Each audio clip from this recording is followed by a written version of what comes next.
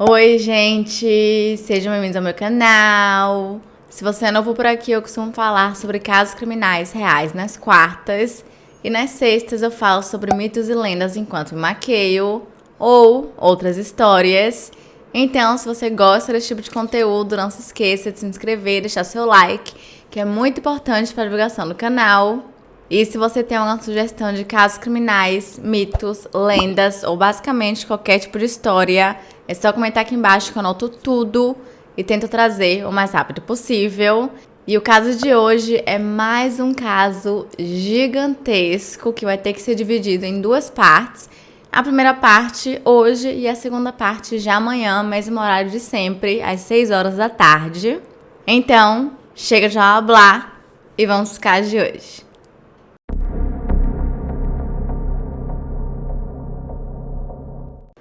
Anita Lorraine Lynch nasceu no dia 2 de novembro de 1959 em Sydney, na Austrália. Ela era filha de Gary e Grace Lynch e tinha uma irmã mais nova chamada Catherine.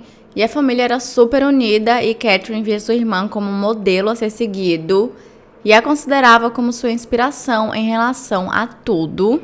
Anita era conhecida por ser absurdamente linda, não apenas em relação à sua aparência física, mas também em sua mente e espírito.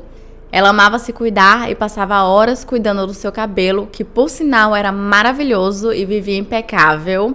E suas atividades preferidas eram ir ao shopping com sua irmã, ouvir música e desenhar. Ela frequentou a Evans High School em Blacktown, onde era uma ótima aluna. Em 1979, ela participou de um concurso de beleza, no qual ganhou em primeiro lugar. E todo mundo dizia que ela era perfeita para ser modelo e que com certeza se ela seguisse essa carreira teria muito sucesso.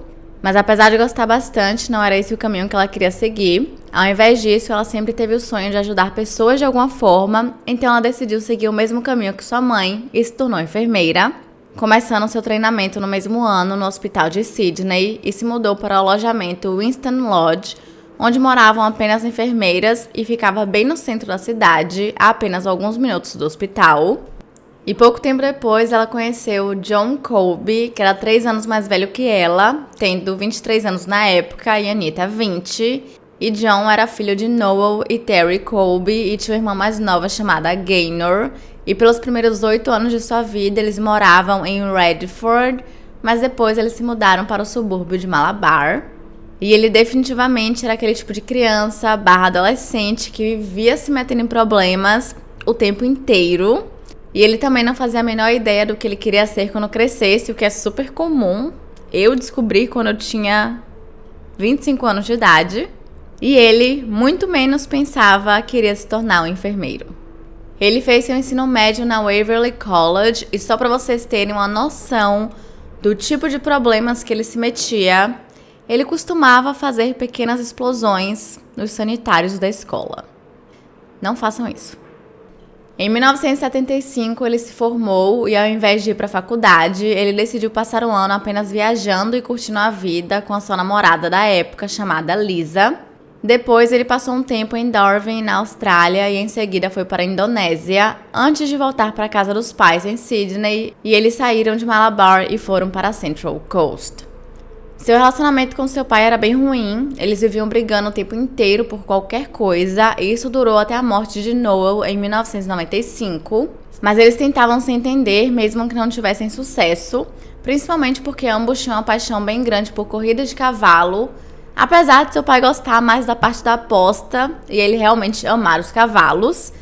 Em 1980, seus pais se divorciaram e o contato com o pai diminuiu bastante.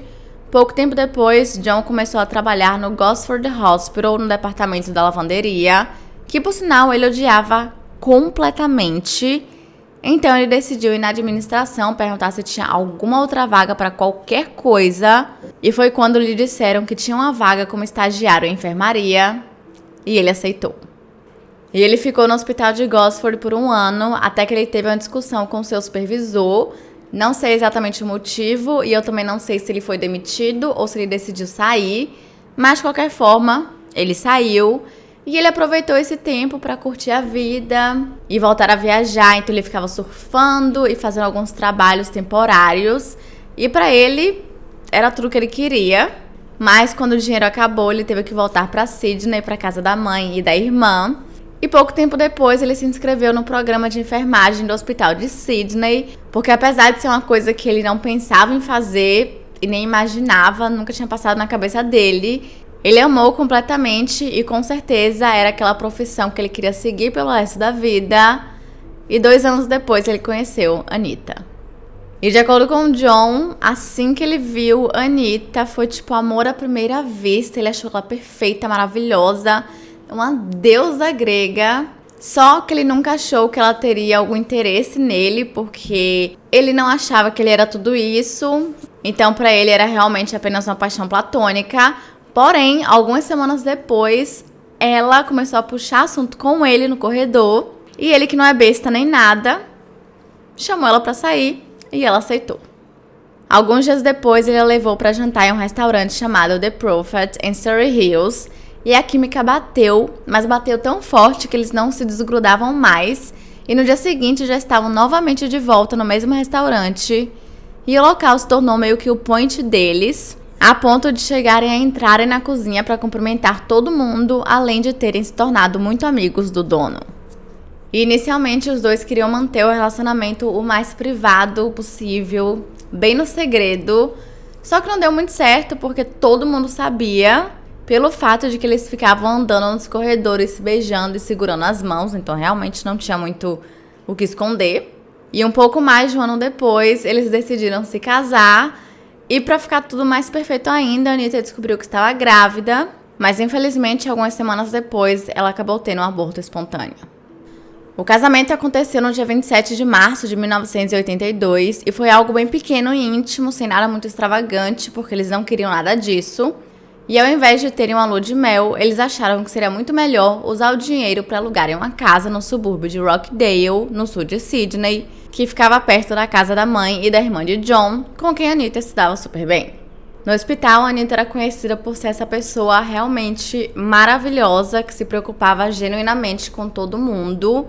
E depois de um tempo, John acabou saindo do hospital de Sydney, que era onde os dois trabalhavam, porque ele percebeu que se ele fizesse vários trabalhos temporários como enfermeiro em outros hospitais, ele ganharia bem melhor do que ficando apenas em um local. Em 1984, o casal decidiu que eles precisavam de algumas mudanças, porque estava tudo muito parado, muito chato, muito monótono. Então, John, que sempre teve o sonho de trabalhar com cavalos, deu a ideia deles se mudarem para Coffs Harbour, que era uma outra cidade na Austrália, porque ele tinha um primo lá que poderia ajudá-lo com isso. E a Anitta conseguiu um trabalho também super rápido, então eles se mudaram. E John passou a fazer seus turnos no hospital durante a noite, e durante o dia ele ficava treinando cavalos para competições. Até que um certo dia ele ganhou uma aposta em uma das corridas, ganhando $10.000, que naquela época era bastante coisa. Na verdade, hoje em dia, ainda é bastante coisa, principalmente para uma pessoa que não tem nenhuma dívida ou algo do tipo. E por conta disso, ele e a Anitta decidiram viajar pelos Estados Unidos por um tempo, até que esse dinheiro começou a acabar e eles tiveram que voltar para Sydney em 1985. Porém, apesar de John estar super feliz com isso, porque agora eles poderiam sossegar, comprar uma casa e começarem uma família, Anitta queria continuar viajando e conhecendo novos lugares, e ela também não estava pronta para ter um filho. Ela ainda era jovem, com apenas 26 anos de idade, e ela queria aproveitar mais a sua vida antes de se comprometer dessa forma, até que chegou um ponto em que eles perceberam que estavam em momentos completamente diferentes de suas vidas e objetivos completamente opostos. Então, por conta disso, os dois decidiram que o melhor a se fazer era dar um tempo para que pudessem pensar melhor. Porém, eles não se divorciaram e John voltou para a casa da mãe e da irmã em Rockdale e Anitta foi para a casa dos pais em Blacktown. 6 semanas depois, eles decidiram que queriam se ver novamente, então passaram o fim de semana juntos fora da cidade e foi perfeito. Era tudo o que eles queriam, foi praticamente a lua de mel que eles não tinham tido e durante todo o momento, a Anitta ficava dizendo o quanto amava John e em todas as vezes ele retribuía. E então eles perceberam que eles eram perfeitos um pro outro e que eles deveriam sim dar uma segunda chance. Tanto que quando eles voltaram para a cidade, eles pretendiam retomar o relacionamento e também combinaram de se verem na segunda-feira para procurarem por casas para voltarem a morar juntos. Mas infelizmente isso não aconteceu.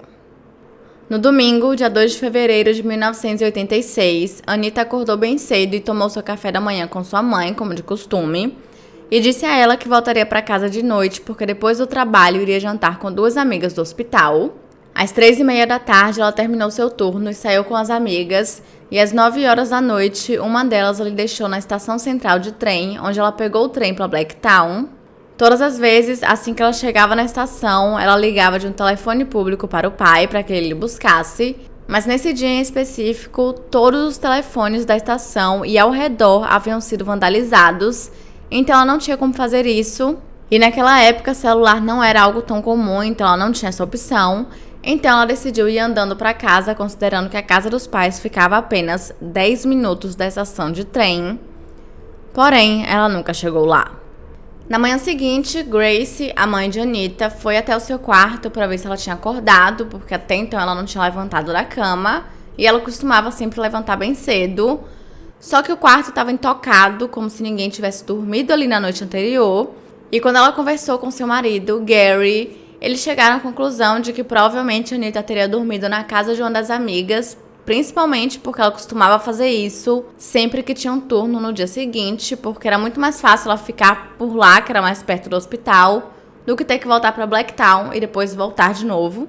E por conta disso, pelo fato de ser uma coisa bem comum, eles não ficaram preocupados, até que pela tarde, depois da 1h30 da tarde, o supervisor de Anitta ligou para eles para perguntar se eles a haviam visto, porque até então ela não tinha chegado para fazer o seu turno, sendo que isso definitivamente não era alguma coisa que ela fazia. Sempre que ela ia chegar atrasada ou ficava doente ou qualquer coisa, ela avisava. Foi então que Gary e Grace começaram a entrar em pânico, porque eles sabiam, eles tinham certeza, intuição de pais, que alguma coisa errada tinha acontecido. E então, às 6h30 da tarde, Gary pegou uma foto de Anitta e foi até a delegacia de Blacktown, onde ele reportou seu desaparecimento.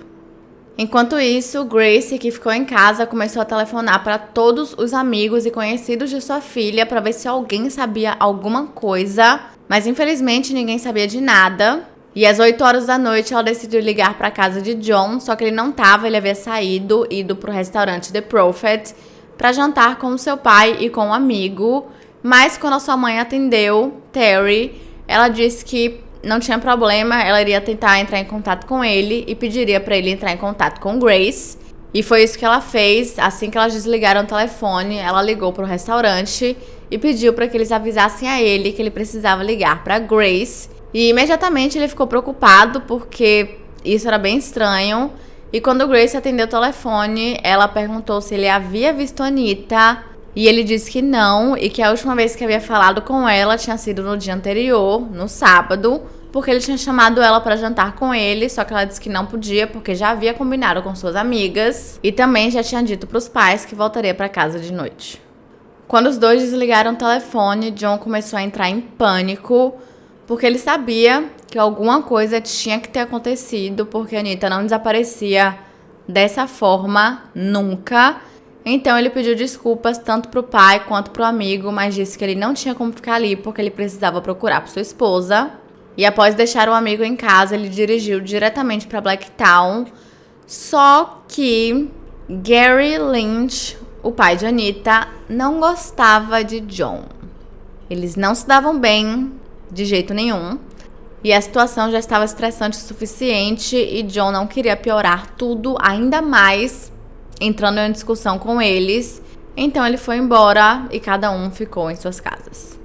No dia seguinte, John decidiu que iria visitar a casa nova de sua irmã, Gaynor, porque ele e Anitta haviam realmente combinado de irem juntos para lá. Então, para ele fazia sentido que talvez ela tivesse ido e estivesse por lá. Eu acho que era meio que a última esperança que ele tinha. Porém, no meio do caminho, a transmissão de rádio foi interrompida por uma notícia de que o corpo de uma jovem havia sido encontrado em um pasto em Prospect e que a polícia ainda estava no processo de identificá-la, mas infelizmente John sabia com certeza de que aquele corpo era o corpo de Anitta Colby. Mais cedo, naquele dia, 4 de fevereiro, por volta das 11h30 da manhã, um fazendeiro do subúrbio de Prospect chamado John Green percebeu que as suas vacas estavam reunidas, olhando para um único local no chão. Só que ele não imaginou nada demais, afinal elas poderiam apenas estar olhando para a grama. Porém, quando ele voltou mais tarde, elas ainda estavam na mesma posição. E definitivamente isso era bem esquisito e com certeza alguma coisa muito estranha estava acontecendo. E foi quando ele decidiu chegar mais perto para ver o que era, para investigar. E ele viu o corpo nu de uma jovem virado para baixo. E de acordo com ele, era bem claro de que ela havia sido brutalmente torturada. E então ligou para a polícia. Quando os policiais chegaram no local, eles ficaram horrorizados com toda a cena. E a jovem tinha ferimentos em todo o seu corpo, incluindo alguns que indicavam defesa. Principalmente um que era tipo na mão, que ou provavelmente ela tinha segurado o objeto que a feriu, talvez uma faca, ou ela estava com a mão aqui na hora que foi atingida. Mas o que mais chocou e chamou a atenção dos detetives foi o fato de que ela ainda estava com os olhos abertos e que seu olhar demonstrava pura agonia. Os detetives então perguntaram a John Ryan, o fazendeiro, para ver se ele tinha ouvido alguma coisa esquisita na noite anterior ou nas noites anteriores. E ele disse que ele tinha sim ouvido um grito no dia 1º ou no dia 2 de fevereiro. Só que isso não era nada incomum porque vários adolescentes costumavam invadir a sua propriedade todos os dias para ficarem bebendo, conversando e fazendo festas. Então era normal ele ouvir gritos de pessoas. Então, quando ele ouviu o grito, ele pensou que fosse mais uma situação dessa e voltou a dormir. Depois de conversarem com fazendeiros, os detetives Gary Haskett e Ian Kennedy conferiram nos dados para ver se tinha alguma mulher desaparecida. E a única pessoa desaparecida em toda a região era Anita Kolbe. Então eles tinham certeza absoluta que era ela, mas eles ainda precisavam fazer uma identificação formal.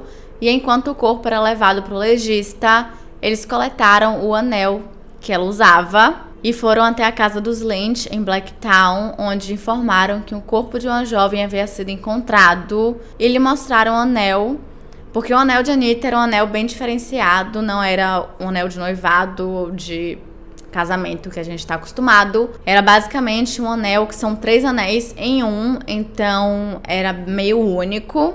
E rapidamente, quando Gary e Grace viram aquilo, eles confirmaram positivamente que pertencia à sua filha. E nesse momento era quando John Kolbe estava ouvindo na rádio que um corpo havia sido encontrado, então ele parou em telefone público e ligou para Grace. E antes que ele pudesse falar qualquer coisa, ela apenas disse que ele deveria ir imediatamente para Blacktown, e foi isso que ele fez. Ele deu a volta e foi diretamente para lá. E quando ele chegou, ele também confirmou que o anel pertencia 100% à sua esposa. Agora, a parte mais difícil tinha que ser feita. Eles ainda precisavam de uma identificação do corpo.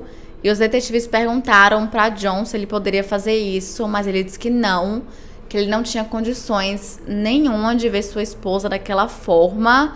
Ele realmente estava muito abalado. E Grace se ofereceu porque ela tinha sido uma enfermeira, então ela já tinha visto várias coisas desse tipo, ela estava acostumada. Mas dessa vez quem recusou foram os detetives, porque eles falaram que não tinha chance nenhuma de eles deixarem uma mãe ver uma filha daquela forma.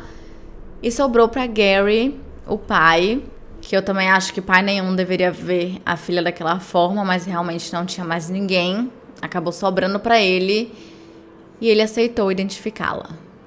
Ao chegarem no necrotério, o legista abaixou o lençol que estava cobrindo todos os ferimentos de Anita, mas mesmo assim ele abaixou só o rosto para que ele pudesse identificá-la, só que ainda dava para ver muita coisa. E quando Gary viu aquilo, os seus joelhos fraquejaram e ele teve que ser segurado pelos detetives. E foi nessa hora que ele disse uma frase que ficou até famosa depois, que era que ele queria muito poder desejar que fosse a filha de outra pessoa, mas infelizmente ele não podia, porque se fosse, ele sabia que outro pai estaria sentindo a mesma coisa que ele estava. No caminho de volta para Blacktown, o detetive Ian Kennedy começou a preparar Gary para o que viria a seguir, porque ele sabia que o caso teria muita atenção da mídia local. E ele disse que Tanto Gary quanto Grace deveriam falar o máximo que eles pudessem com a mídia, com os repórteres, com todo mundo, porque dessa forma as pessoas se identificariam e passariam a gostar de quem a Anitta tinha sido e, consequentemente, continuaria tendo essa atenção e facilitaria muito o trabalho da polícia de mais tarde encontrar o culpado ou os culpados.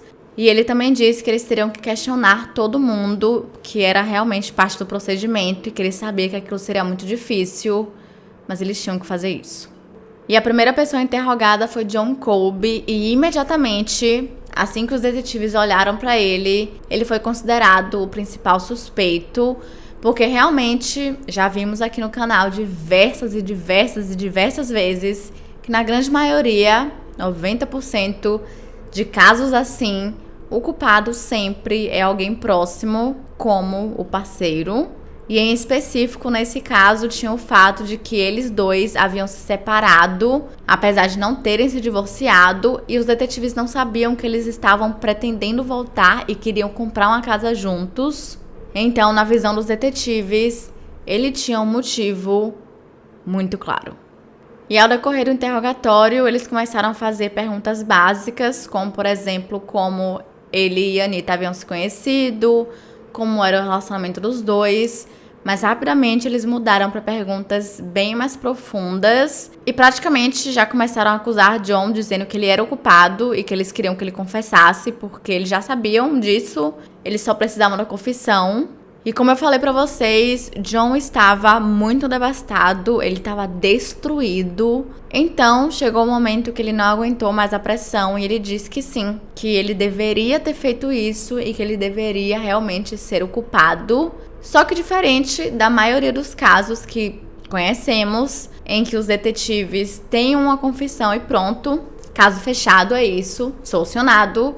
Os detetives não acreditaram na confissão, eles sabiam que eles tinham exagerado um pouco na hora de pressionar e eles estavam vendo que John não estava muito bem.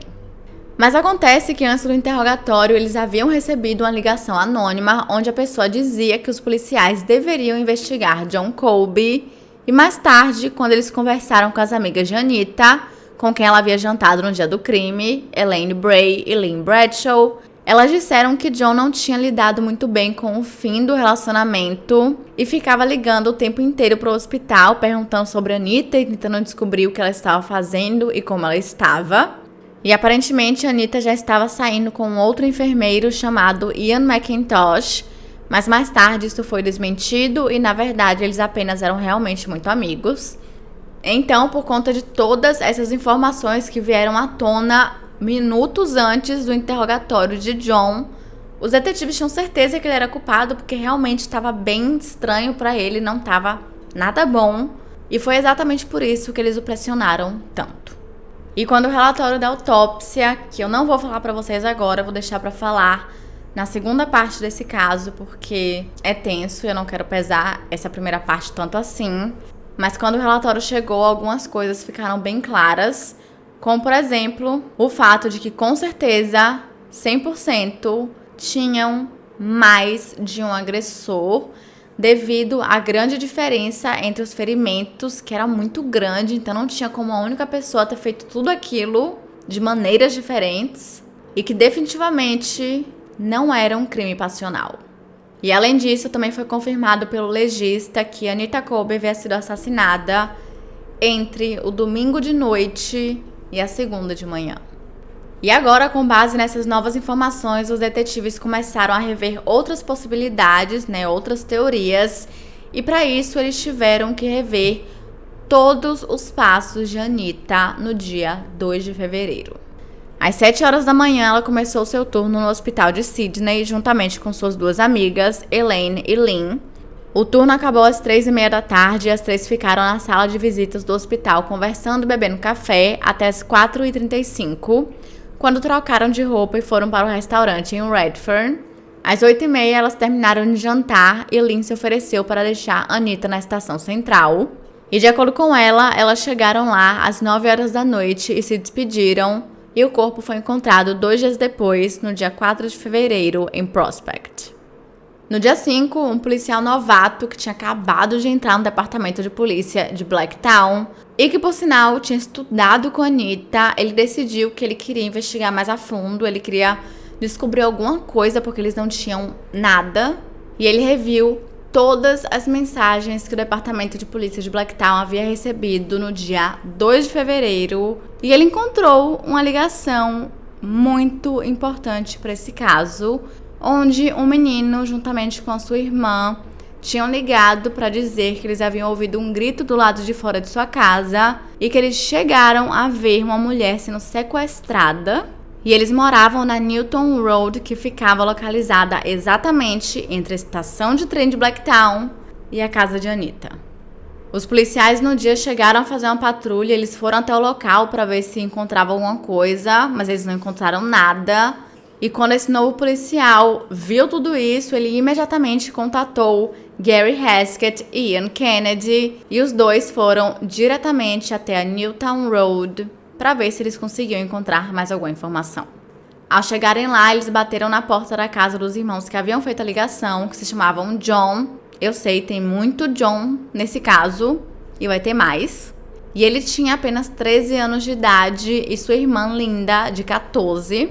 E eles contaram novamente tudo para os dois detetives, que eles haviam ouvido um grito, olharam pela janela, viram uma mulher sendo sequestrada. E então o John, de 13 anos, saiu correndo para ver se ele conseguia ajudar, só que o carro já tinha acelerado. E na mesma hora, o seu irmão, Paul, juntamente com sua namorada, chegaram com um carro. E John, desesperado, falou tudo o que tinha acontecido e que ele tinha que seguir o carro para ver se conseguia ajudar a mulher. E Paul fez isso, ele tentou seguir o carro, indo por uma rodovia que ligava diretamente até Prospect, que foi onde o corpo de Anitta foi encontrado. E ele viu 2 carros na região da Rain Road, e um deles era exatamente igual à descrição que seu irmão havia lhe dito, que era um sedã Holden branco. Mas quando ele chegou perto, não tinha ninguém. Ele olhou ao redor, também não tinha ninguém. Então ele imaginou que não fosse aquele carro, deu a meia volta e voltou para casa. E poucos minutos depois, a patrulha também chegou, fez a mesma coisa e eles também não encontraram nada. E após terminarem de ouvir todo o relato de John e de Linda, os detetives encontraram outras testemunhas. Do outro lado da rua, bem em frente à casa de John e Linda, morava uma mulher e seu filho de 16 anos de idade chamado Stephen, e ambos também haviam ouvido um grito na noite do dia 2 de fevereiro, às 9h45, e quando eles olharam pela janela, eles viram também uma mulher sendo sequestrada. Stephen saiu correndo para ver se conseguia ajudar, só que na mesma hora o carro estava acelerando e indo embora, e ele viu John do outro lado desesperado e John dizendo que a mulher havia sido sequestrada. E quando Stephen olhou para o carro, ele percebeu que os faróis estavam desligados, o que é bem esquisito porque já estava bem tarde, bem escuro, bem de noite. Então dava a entender que a pessoa estava tentando propositalmente passar despercebido. E além disso, ele viu que um dos caras dentro do carro estava olhando diretamente para ele, bem assustador. E esse cara estava sentado meio encurvado, como se ele estivesse em cima de alguma coisa, em cima do banco. Porém, como eu falei, estava tudo muito escuro, ele não conseguiu ver o rosto desse homem, muito menos o dos outros. E quase que imediatamente, o seu vizinho chegou na garagem e ele entrou desesperado no passageiro, disse tudo o que estava acontecendo. Os dois tentaram seguir o carro, mas acabaram perdendo de vista. E uma outra testemunha também foi interrogada pelos detetives e ela confirmou que tinham 3 homens. Enquanto os detetives faziam toda essa investigação, conversando com testemunhas, vendo se encontrava alguma evidência, o caso estava passando em todos os noticiários locais. E então, no dia 7 de fevereiro, às 9 horas da manhã, que era exatamente o horário que as famílias estavam acordando, saindo para trabalhar, levando seus filhos para a escola, e todo mundo estava com o rádio ligado, a transmissão foi interrompida em uma estação muito famosa que tinha como apresentador um homem chamado John Laws, que era muito famoso, e ele decidiu que seria uma ótima ideia e um ótimo momento para ler uma coisa para os ouvintes. E essa coisa era o relatório de autópsia de Anitta Colby. Todo o relatório, com todos os detalhes, para todo mundo ouvir. Lembrando que ele não tinha permissão nem dos policiais, nem dos familiares, que por sinal Grace e Gary só descobriram todos os detalhes ali com todo mundo, numa rádio, porque os próprios detetives acharam que eles não precisavam saber de tudo e de todo o sofrimento que sua filha havia passado. Após o fim da transmissão, a estação de rádio começou a receber muitas ligações, tanto de pessoas que achavam a falta de respeito que eles haviam feito, porque não é assim que se faz as coisas, eles não deveriam e nem podiam fazer isso, tanto de pessoas que achavam um absurdo tudo que ela tinha passado e estavam enfurecidas, com toda a razão. E além disso, ainda tinha um departamento de polícia que estava com muita raiva porque o relatório havia vazado, sendo que isso definitivamente não podia acontecer. E mesmo tendo sido feita uma investigação sobre isso, nunca foi descoberto quem vazou. Porém, apesar de ter sido feita de uma forma absurdamente errada, foi através dessa transmissão que fez com que o caso chegasse a nível nacional e foi criada uma recompensa de $50 mil por qualquer informação que levasse ao assassino ou os assassinos. E poucos dias depois, essa recompensa dobrou, sendo a maior recompensa oferecida em um caso em tão pouco tempo, fazendo com que o caso de Anita Kolbe se tornasse o mais famoso da Austrália e um crime que chocou a nação. Agora, com toda essa atenção da mídia e com a raiva de toda a população, os detetives passaram a ser bem mais pressionados para que o caso fosse solucionado o mais rápido possível. E para ajudar ainda mais, eles decidiram fazer uma reencenação do dia do desaparecimento, refazendo todos os passos conhecidos de Anita, e a policial Debbie Wallace se ofereceu para interpretá-la, porque elas tinham algumas características muito parecidas, e com o auxílio das amigas Elaine Bray e Lynn Bradshaw, que deram os horários em que cada coisa havia sido feita, Debbie, vestida com roupas semelhantes à que Anita estava usando no dia do crime, juntamente com um grupo de repórteres que estavam gravando tudo para ter ainda mais visibilidade da mídia, refizeram todos os movimentos na esperança de que alguém lembrasse de alguma coisa. Mas nenhuma informação, evidência, pista foi encontrada. Porém, os detetives descobriram que Anita Kolbe não havia entrado no trem das 9h15, que era o horário que Lynn Bradshaw havia dado para eles, e sim às 8h48, levando em conta que até Blacktown era uma viagem de 45 minutos, mais 12 minutos até a Newtown Road, que era o local onde as testemunhas haviam sido a mulher sendo sequestrada, que até então os policiais não conseguiam colocar Anita naquele local, naquele horário, não fazia sentido. E agora eles conseguiam, confirmando que realmente aquela mulher era Anita Kolbe. No dia 10 de fevereiro aconteceu o funeral no Pine Grove Cemetery e estava repleto de pessoas, mas John Kolbe estava 100% devastado e destruído. Após o crime, ele começou a beber muito e até passou a experimentar diversas drogas como uma forma de tentar lidar com o que ele estava sentindo, porque ele realmente acreditava que era tudo culpa dele e que ele, de alguma forma, havia assassinado Anita Kolbe apenas pelo fato de que ele não conseguiu convencê-la a jantar com ele naquele dia e não com suas amigas, porque, de acordo com ele, se ela estivesse com ele, ela não teria sido assassinada. Mas ele não tinha como saber disso e é muito triste ver entrevistas em que ele dá e fala o estado em que ele ficou naquela época. E no funeral ele estava no ápice de tudo isso, de todo esse sentimento, e ele chegou até a pensar em tirar a própria vida. E em um certo momento, em que estava sendo feito um discurso sobre a Anita, ele começou a gritar, dizendo para que não a levassem embora, a ponto de ter que ser carregado para fora para que ele pudesse respirar. E no dia seguinte, uma enorme pista surgiu. O detetive Graham Rosetta foi informado que um carro igual ao carro visto pelas testemunhas na Newton Road havia sido roubado no dia do crime, e os homens responsáveis, que eram 3, eram John Travers, Michael Murdoch e Les Murphy. E acontece que o nome de John Travers já havia sido mencionado por uma ligação anônima dizendo que os detetives precisavam investigá-lo em relação ao assassinato de Anita Kolbe, logo após o relatório de autópsia ter sido divulgado na estação de rádio. E é isso, gente. Esse foi o fim da parte 1 do caso de Anita Kolbe. Então, não se esqueçam de se inscrever, deixar seu like, que é muito importante para a divulgação do canal. E se você tem alguma sugestão de casos criminais, mitos, lendas ou basicamente qualquer tipo de história, é só comentar aqui embaixo que eu anoto tudo e tento trazer o mais rápido possível. E é isso. Até amanhã.